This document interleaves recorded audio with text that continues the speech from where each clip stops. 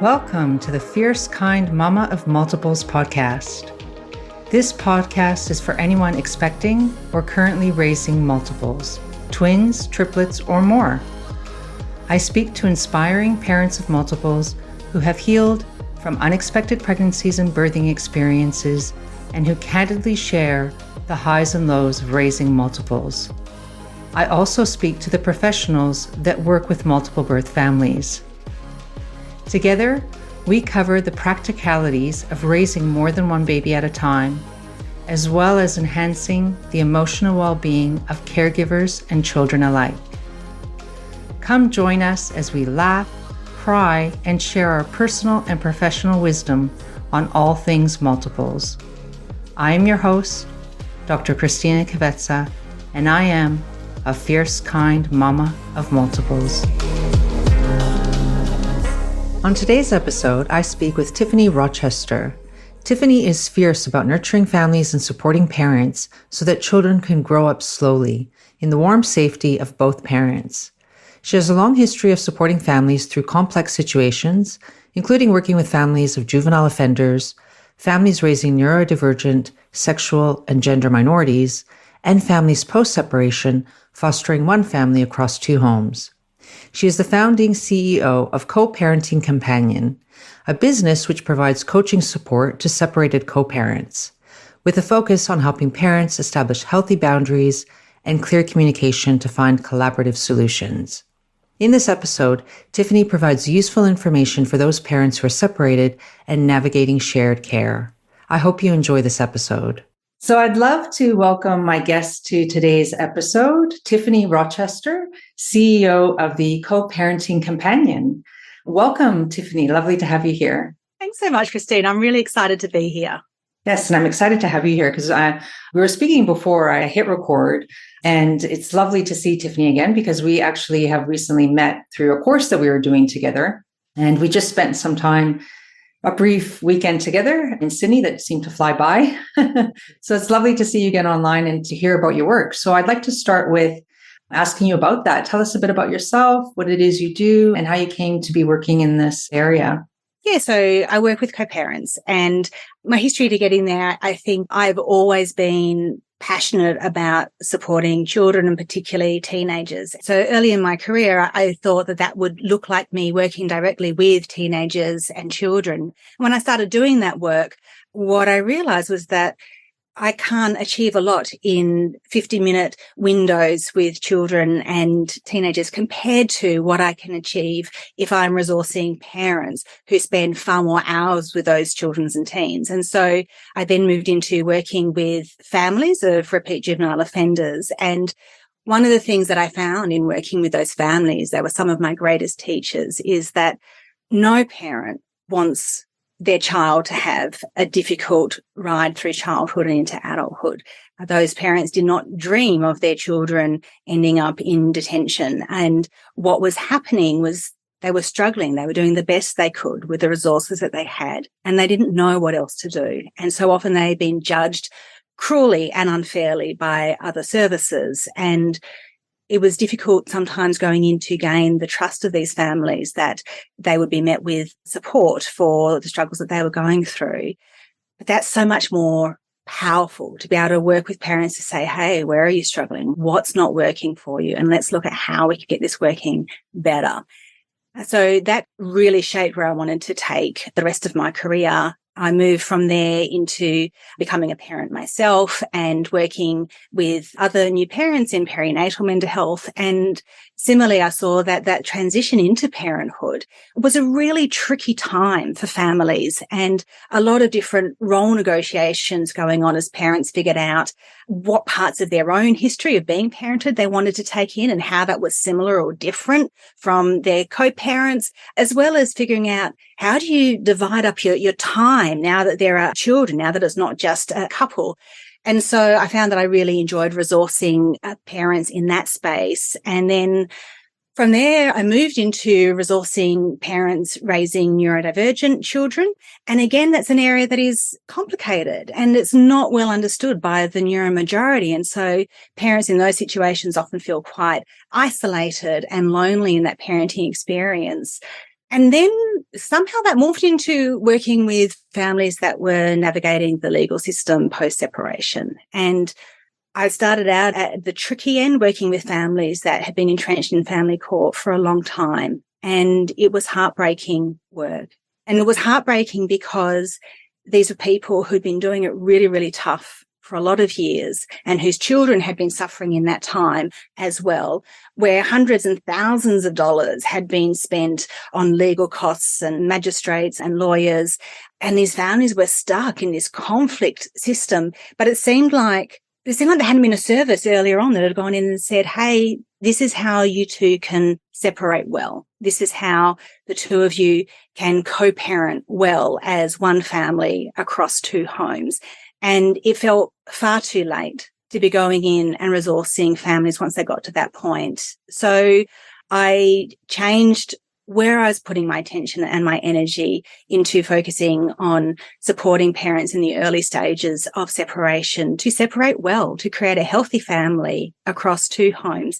Relationships, as you would know, relationships end for some really good reasons. And co-parenting well together is a totally achievable goal. And I see so much value in resourcing parents in those early stages so that they can get on with building the life that they can see after that relationship has ended, co-parenting really well and raising happy, thriving children.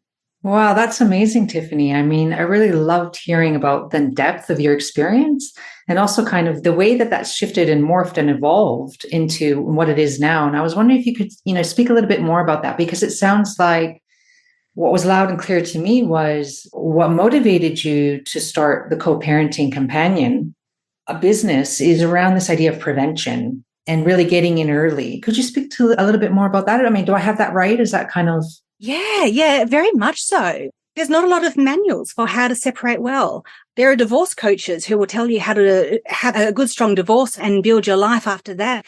I'm not interested in that. What I'm really interested in is, look, we know that statistically 80 to 90% of kids who grow up in separated families do just fine, right? They do just fine. Their developmental goals indistinguishable from their peers who grow up intact families. And I think that's so important for parents who are considering separating, who are not sure about the impact for their kids. It's so important for them to know their children are probably going to be fine. But there's that percentage that aren't, and that's twice the percentage that we see in the normal population. So I think, yes, if we can get in early, so often when I was working with those families that had been entrenched for so long, what I saw was parents who had been doing what they thought was right and what they thought was helpful and what they thought was facilitating. They weren't intentionally trying to be a difficult co-parent or to make things harder.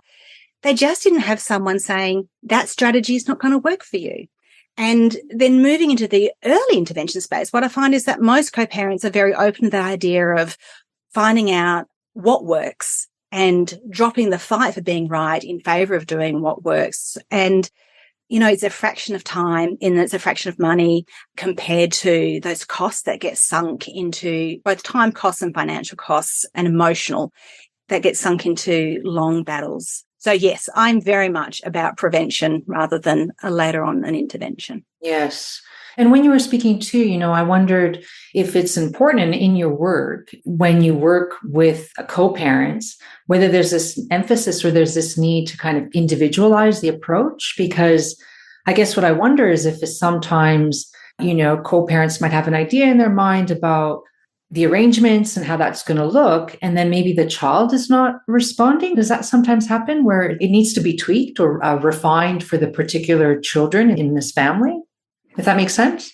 Yeah, look, you're right. So there are some kind of universal principles that apply to most families. So we have some ideas around what looks good in a co-parenting approach in terms of shared care and how that may change as children get older and what supports siblings having strong relationships and what have you. And then there are those individual differences within a family. So I think for a lot of families, to provide them with some resourcing, just some information about what works best in most situations. There's a lot of families that can pick up and run with that can go, okay, if this is the broad brushstrokes, I can look at my own child and figure out how that applies here to this person that I'm raising. And so those people would be fine in reading some articles, listening to podcasts like this one, maybe going to some group coaching or group co-parenting programs. And then for others, it is harder. It is a case of, my child is more complex, or I have a child with additional needs, or I'm raising multiple children. So for them, they might need to sit with a neutral party, to sit with somebody who doesn't have a foot in either camp, to go, can you help me figure out what is going to be best in our situation? And again, I think it's such a hard thing to do. When people do separate, there are so many emotions involved, and the resource systems around those people, their parents and siblings and cousins and friends, and they often feel like they might need to take a side. And information that we have about how to separate healthily and how to do co-parenting well, it isn't there. If we look at how separation is presented in movies and in sitcoms or what have you, it's usually a complete estrangement and absent parents who don't have lots of good models. So when a parent is trying to figure out, for the kids sitting in front of me, what is the best thing for this child, for these children, their usual sources of information might not be reliable. They might not actually know. So to be able to sit with somebody who doesn't have a stake in it, to be able to go, well, let's just look at, in your situation and your children, what might work really well, can be so useful at taking the emotion and the heat out of it and finding clarity in how to move forward together. Yes, I could see that actually. Even when you were speaking, I thought about almost the neutral stance that you'd have and being an observer to the family dynamics and the power, I guess, not power necessarily, but the perspective that brings. Because being able to see a situation without having that vested interest or any of that emotional ties, I think is a real advantage. Absolutely. I think it can be so hard. One of the tasks for parents is tangling out their own emotional experience and what might be best for them, and figuring out what is best for their children separate from that. And that's a very painful thing to be able to do. My experience is parents are really willing to step into that space, but goodness, that just really needs some compassionate care to do so. It is hard work. Yes, I could see there being a pull too between some things the parent might want versus what they think the child might need or want. And that they're potentially, and I don't know, maybe you could speak to this, whether there's sometimes a mismatch between what the parents ideally want to happen and what the child needs or wants. And how does that play out? How do you work with that? Well, so there's some really heartbreaking stuff that happens in that space. And one that I often see is, and I kind of think of this from an evolutionary perspective. So I'm going to use some gender stereotypes, knowing that they don't apply to all genders, that women are often the ones that are staying home and see themselves as the primary carer role, and their job has been there to be there with their children. And the father's role has often been to go out and earn the money. And I mentioned the evolutionary perspective. If you think of that from an evolutionary perspective, it's been really adaptive for men who've had to take on that role to be able to separate more easily from their children and be able to not think about them so much when they're not there. And so one of the things that we can see after separation is that dads who have been, for want of a better word, good at getting out of the house and doing things, and perhaps not missing their children so much, a new part of them wakes up and they realize how hard it is to be away from their children more of the time. And that can come as a real surprise to the mother in that situation. Now, for the mother, the idea that she can't have her children with their heads on pillows at her house every night is heartbreaking. It tears at every part. And I think sometimes it's a hard thing also for fathers to kind of get their head around, is that there's that, it's kind of like that umbilical cord never gets severed, that very physical connection to the children. So when parents are then trying to look at shared care, somebody has to have some nights when the children's heads on pillows at their house. And even as I say that out loud and I think about my own children, like I tear up at that idea. And yet what are their options, right? Because the relationship had to end. The relationship had to end. There had to be a separation. And we know that children generally do best when they have regular contact with both parents, that both parents play such a vital role in development. And so finding a space to be able to comfort that distress, to be able to let a child go and sleep somewhere else is huge. So stepping that through and understanding at what age is a child ready for that? And again, I spoke to that we don't have a lot of information out there kind of in the general knowledge base of raising kids about what looks good. again, if we go back to what we see in movies and sitcoms, we might have a parent who does the dad who has the every second weekend. Well, if we look at the research, we know that dads having every second weekend is nowhere near enough. It's nowhere near enough. Children do better when both parents are regularly engaged in all parts of their lives. But stepping that through and making space for the distress and discomfort that comes with that is enormous. Wow, there's a lot there that you said that I think we could elaborate on. And one of the things that came to mind when you were speaking, well, there was quite a few, but one of the things that came to mind was, at what age, or are there differences in terms of the children being at different ages? So do different co-parenting arrangements work if the multiples, in this case, we're talking about multiple birth families. So if the multiples are really young, is that going to look different than if, say, the multiples are 10, 12? Does that factor into it too? Are there clear guidelines around this as to what to do depending on the age of the children? Yeah, there definitely are some guidelines. And as you can imagine, a lot of research has gone into this. And the more research has got into this, the more the family courts have certainly discovered that some of the things that they thought were good recommendations were not good recommendations. So some of the things that we know is, so for parents that separate when children are under the age of 2, that's a really tough gig. It's a really, really tough gig because children under the age of 2 need most of their contact with primary carer, which is often the mum, and yet they need plenty of space to build that relationship with their other co-parent. That's the hardest kind of a time period to be able to make sure that you have that healthy relationship with both parents. So what we would often look at there is lots of frequent contact with the non-resident caregiver, but probably not overnight time at that tender age. So that might be 2 to 3 hours every second day. And that can be a huge amount for a couple that have just separated to figure out how do we transition that often in those first couple of years. From the ages of 2 to around 4, that children are ready. There's nuances about specific children, but children are ready for some overnight time away from the primary carer. And in that age bracket, we know that children can't do too well with long periods of time away from either caregiver. That's definitely where you wouldn't want that dad's having every second weekend scenario, because that is far too long to be away from one of their parents. It also means that if you've got parents who have the idea that 50-50 shared custody arrangement might be really beneficial, that 50-50 in the ages of 2 to 4 is going to look different from when they're older. So that might be that they're having 3 nights with one parent and 4 nights with the other, and then a switch each week. But as the children become 4, 5, 6, then those children generally do better with fewer transitions. So at that point, you might be that might be when you move into your week about type arrangement for children, because their attachment with both parents is secure enough that they can go for a period of 7 nights without seeing their other parent and knowing that their relationship with that parent is still secure. So it sounds like the crux of this really is developing that secure attachment and making sure that that's maintained even when the parents separate and the relationship ends and there's now co-parenting arrangement in place. Is that kind of the main element that we need to keep at the forefront of our minds as co-parents? If we find ourselves in that situation, how can I maintain the secure attachment? Yes, I think maintain the secure attachment. And I think to always have that goal, kind of the long game in place of when I'm raising this child, what do I want to achieve for their child? Who do I want them to go on and live? And if I want my child to be resilient and strong, if I want my children to be able to have healthy romantic attachments and healthy friendships, what do I need to do now to protect that future for them?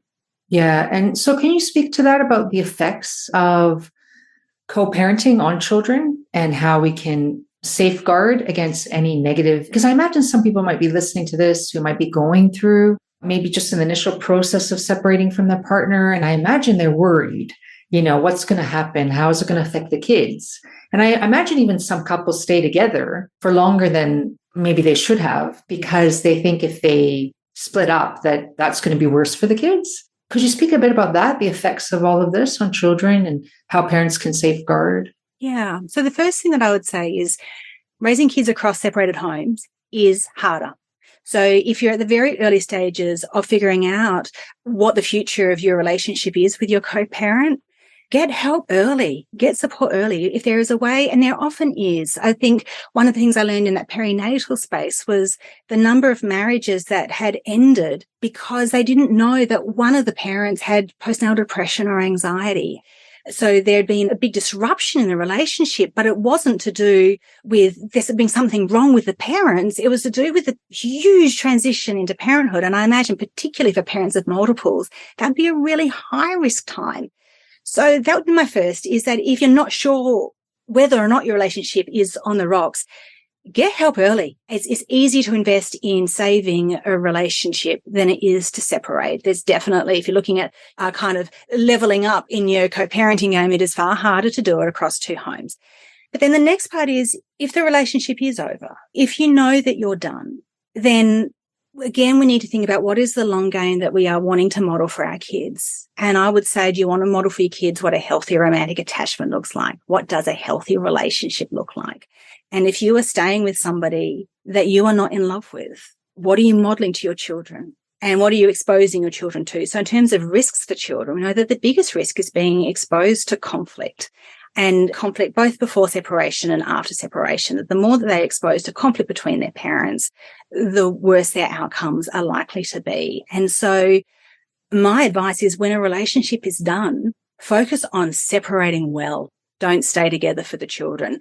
And then as you do navigate your way through separation, then some of the key tasks are around making sure that you know what boundaries you want to have in place, so that where your co-parenting relationship starts and finishes, it's a new dynamic, and making sure that you've got really good communication strategies. Some of that is hard to figure out. So by looking at how to be assertive, how to keep the children removed from conflict so they're not exposed to that. And if co-parents spent most of their energy on looking at how to make sure that they communicate well with the person separating from, then they're going to protect their children across all outcomes.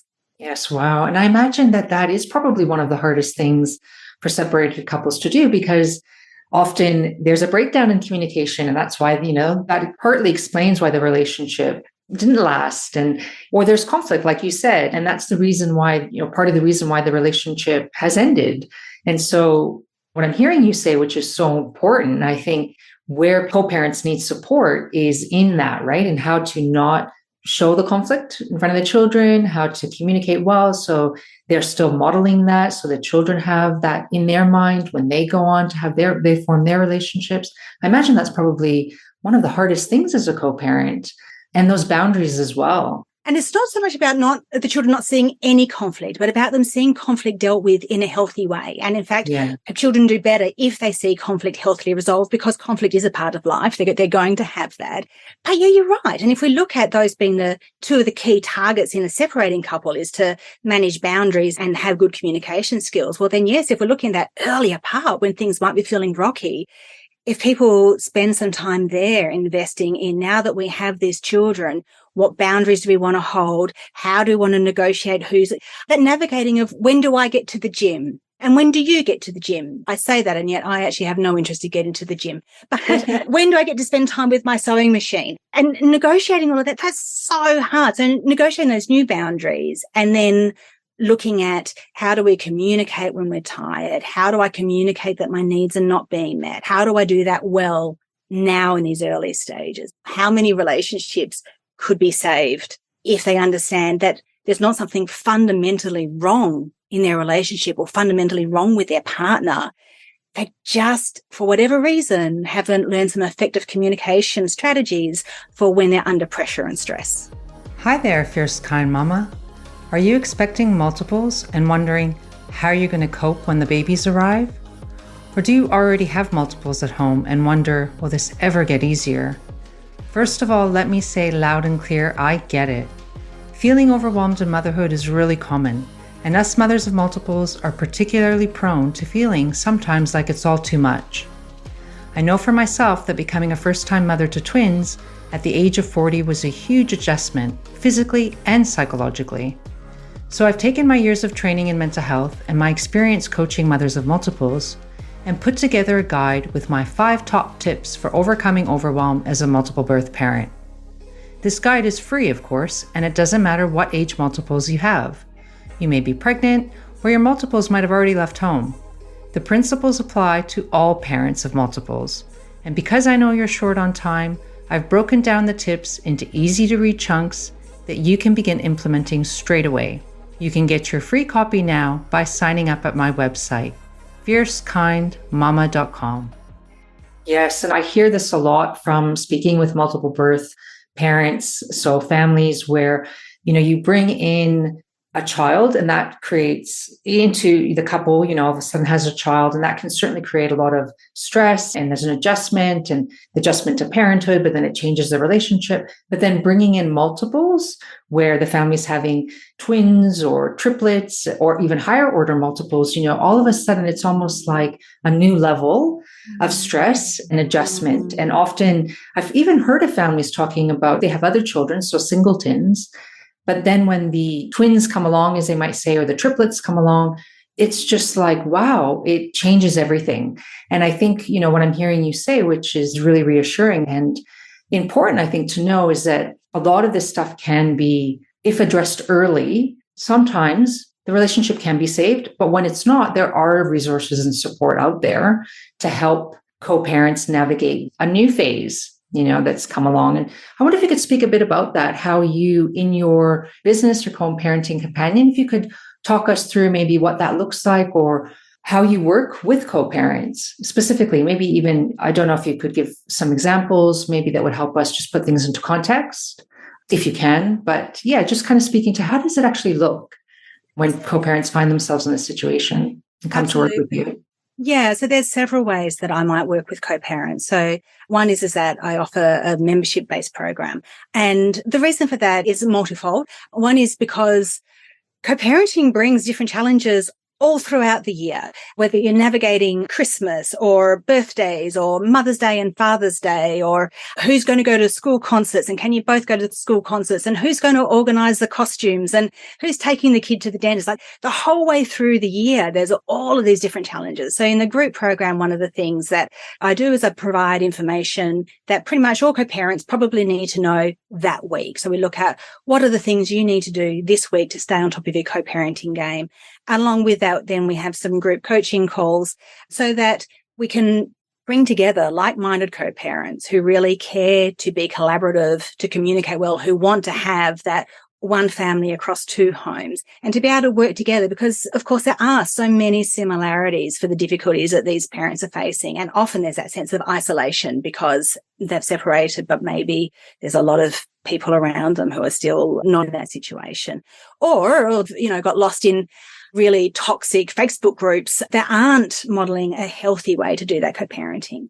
So that's that group model. And then there are two other areas where I will provide resourcing to co-parents. One of my favorite spaces is to do some, I call it 1-to-2 coaching. So that's working with two co-parents together, often during the early stages of separation. So that might look like me meeting with both parents together before they talk to the children about separating and talking through how do you have that conversation with the children?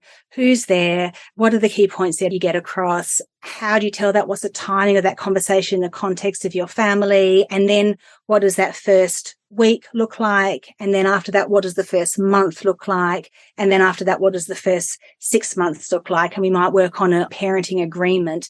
And along with nutting out what might sit in a parenting agreement, which is just, this is what the two of us think we would like to do in raising our kids across two homes, is we also look at what are the communication skills that you need to make that work? What are the difficulties going to be in this relationship to make that co-parenting work? And in terms of examples, one of the things that I will often see there is that because of the conflict and because of the high level of hurt, sometimes co-parents have lost sight of the fact that they both share the same values for their children, that they both want the same things, even though they have different ideas about how to get them there. So often being able to help them reconnect with that shared vision for their children and looking at when there are differences, what are the differences we need to worry about and get them back on a similar page? And what are the differences that actually the children are robust enough to be able to deal with? So we can do kind of an intense bit of work over an 8-week period to get through to a really good first co-parenting agreement. And that agreement can usually last for the first 12 months before we'd need to go back and have a review of that in terms of what we were talking about earlier about children's different developmental stages and what have you. With those, we will often look at then doing some strategic planning meetings for times when co-parenting goes a little bit awry in those early months or the first couple of years. And then the other one is some one-on-one coaching. So sometimes we will have a parent who wants to co-parent really well. They want to be collaborative. They want to communicate well. And maybe their co-parent is not interested in doing that work with them, or maybe their co-parent is just a trickier parent. And so for those people, they can access some one-on-one coaching where we can look at, with the co-parent that you've got, how do we shape up your co-parenting so that you are helping their defenses stay low, that you are holding your boundaries and being firm, but being kind and collaborative, so that you are creating the best possible opportunity to be able to co-parent well with the co-parent that you have. Oh, that's amazing. That all sounds really wonderful. And do you meet with co-parents virtually, in person, a combination? How does this look? Yeah, so predominantly I work with most of my coaching clients over Zoom because it's incredibly convenient. Yes. But for those who are located in Western Australia, I also have rooms in Willetton, so we can do face-to-face appointments for those that feel that's a more comfortable arrangement. Yeah. Yeah. Oh, that's amazing. And when you were speaking, what I was thinking about was the arrangement, the co-parenting arrangement that you make, and that kind of, you collaborate with the parents, obviously, and you do that together, but you create this kind of plan. And I like that it's also got this element of being reviewed as the child develops too. And as the family, or not just the child, but the children, the children and the parents, how things evolve, and that does need to be relooked at and kind of reshaped. And I wonder if you could speak a little bit about, what are the elements, in your opinion, to an effective co-parenting arrangement? Are there common elements? To an effective co-parenting relationship? Yes. I would say for an effective co-parenting relationship, there has to be a shared view that it is important for the children to have a healthy relationship with both parents, and that each parent is able to adequately care for the children on their own, even if it doesn't look exactly like each other would like it to do. So allowing the other parent to fully parent on their time without checking in on them or setting rules for them or judging them. So facilitating trust and communicating really, really well together. Yeah, with that shared view that our children will thrive best if we can support a healthy relationship. Within that, I think some of the nuances are knowing how to talk about the other parent with your children. And sometimes, like, a mistake that I would often see is parents are so careful about not wanting to interfere with the other parent's time that they don't ask the child, what have you been up to? It's great to see you. What did you get up to at their house? In the absence of information, children create stories. And so the story that the child might create is, this parent can't cope with me talking about the other parent, or they're not interested, or they don't care to hear about that. So sometimes when we're doing something that we think is really protective, we can actually be doing something harmful. So knowing how to share that information, how to share in the joy of the time that your child has with their other parent and with the other parent's extended family as well, being able to really share in the child's love for that other parent and support that. Yes, I think, when you were speaking, what came to my mind is I talk a lot about in the work that I do with multiple birth families in my coaching program, I speak a little bit about when there's a gap between what you expected to happen and reality, that can often create a lot of negative emotion, right? And part of it is learning to accept the new reality, but also letting go of a story you might have had in your mind about how you wanted things to look. And when you were speaking, I guess what came to my mind was I could see a lot of parents having perhaps to let go a bit. When the children are with the co-parent, there's a letting go maybe of wanting to be in control, wanting to know everything that they're doing. Like you said, wanting to judge maybe the other parents' choices or their parenting decisions. And so there's a process, I think, that I wonder if you agree with this, but in my view, when you were speaking, there seems to be a process of acceptance, but also in letting go, and a desired outcome, perhaps, and an acceptance of kind of a new reality, and then how to work with that. Yes, I think as you speak, I'm thinking, yes, we're very aligned in that view, and thinking how much that would apply for the people that you work with, parents raising multiples, thinking about kind of that vision that a parent might have, that when I go out and I come home, my children will be dressed in particular clothes and fed and what have you, but that when it happens is they come home and the kids are still in pajamas and then the kitchen is a mess. And I think you've got to look at, well, what is the problem with that? Why is that a problem? I think you're really right, Christina, that letting go of this picture perfect. Nobody has it. No one has it. And if we can show up for what do I have and how do I make the best of what I do have right here? And if we look at that scenario, are the kids healthy? Yeah. Are they crying or are they happy? Why does it matter if they've had a pajama day? Maybe we worry if that parent sends the children to school in their pajamas. Maybe that's when we have a conversation around it. Yes. Yeah, absolutely. I guess I just kind of wanted to speak a little bit about some things that I sometimes see come up in multiple birth families, or that I hear about.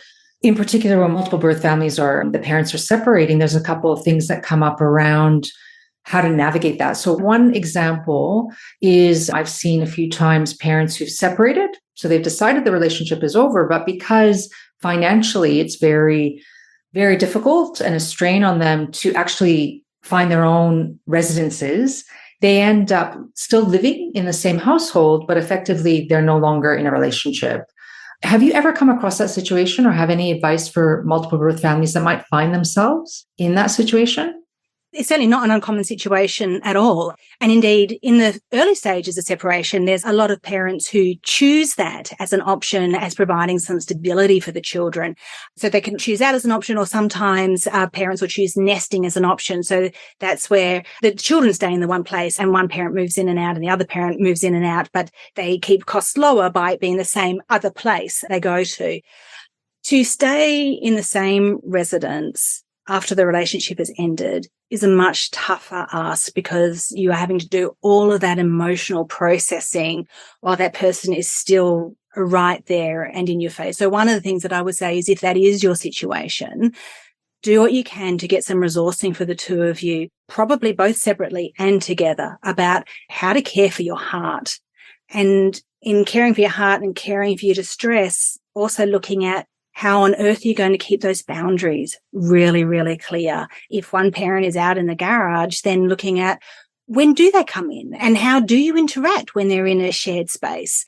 Looking at how to be pleasant with each other in that shared space becomes really, really crucial there. There's just thinking about how much that levels up the challenge for these parents. So managing those boundaries and managing those communication strategies just becomes so pivotal.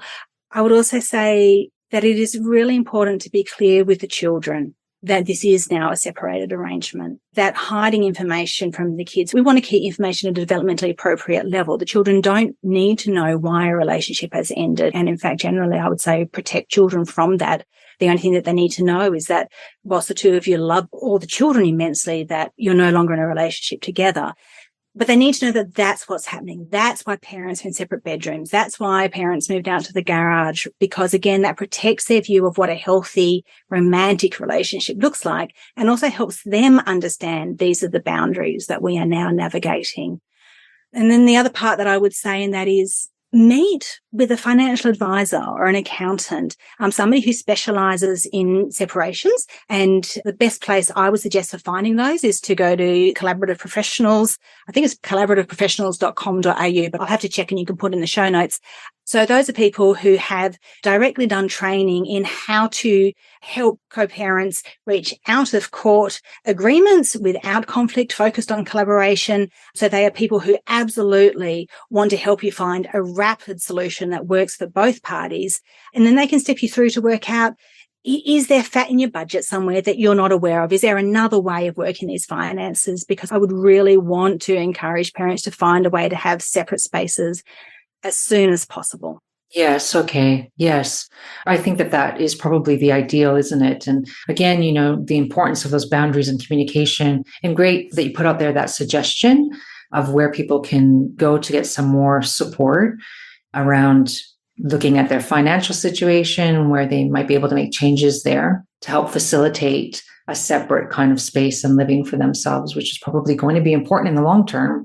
I did want to quickly ask you around when you work with co-parents, at what stage are you typically seeing them? I guess what I'm asking is, would they have already gone through, or would they have needed to go through a court kind of mediation process, or is this in replacement of that?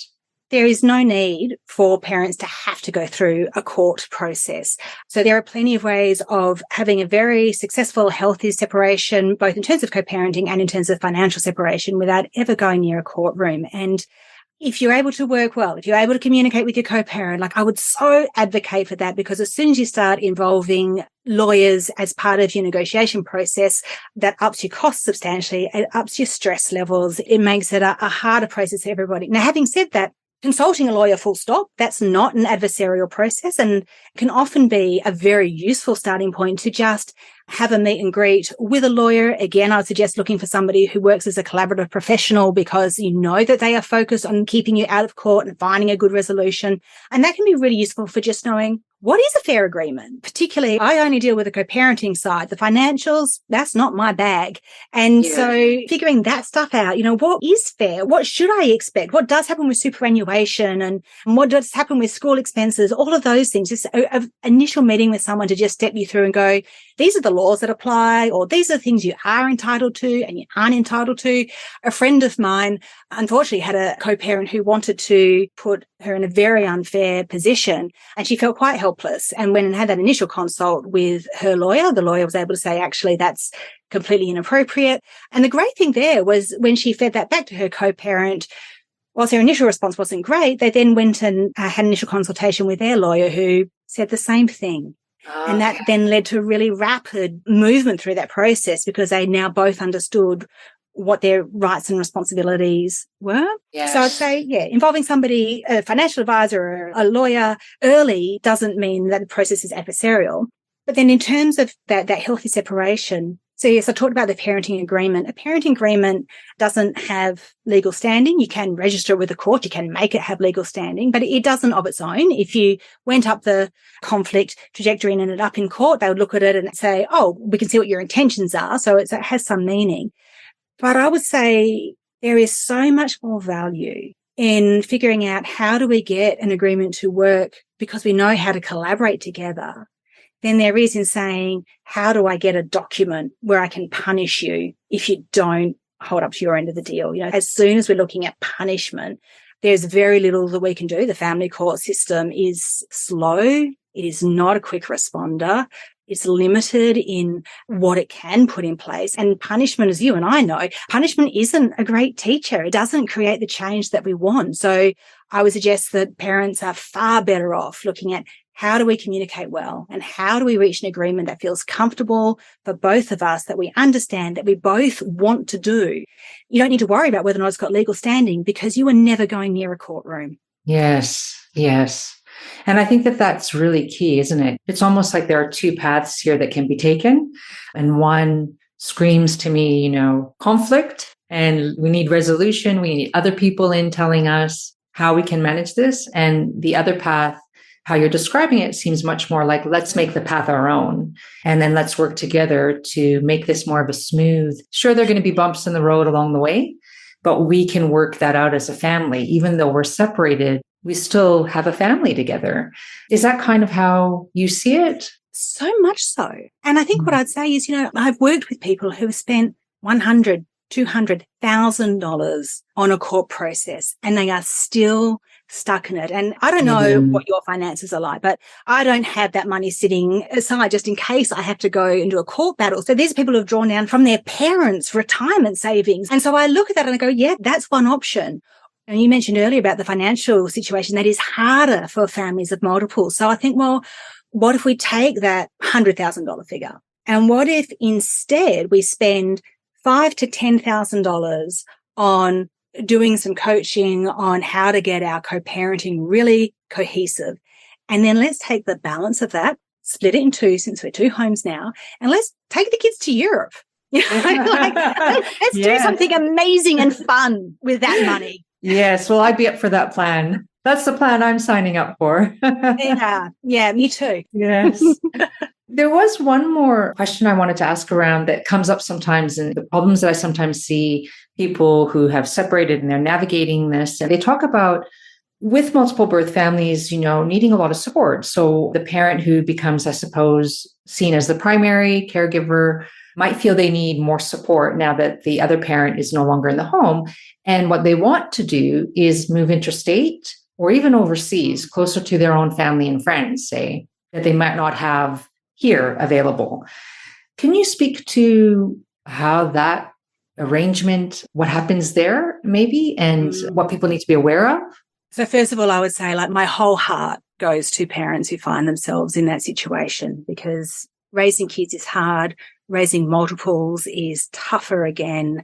And then having the children on your own, even in a healthy shared parenting arrangement, if you've got the children 1 week in 2, that's a much harder 50% than if you've got the children some hours in 24 in an intact family. So when that key resource system is interstate or overseas, that I've worked with a lot of parents in that situation, and it is heartbreaking and lonely and a very natural pull. I mean, we often see that when parents separate, they go home to mum and dad. The cost to the children in being completely separated from one of their parents is immense.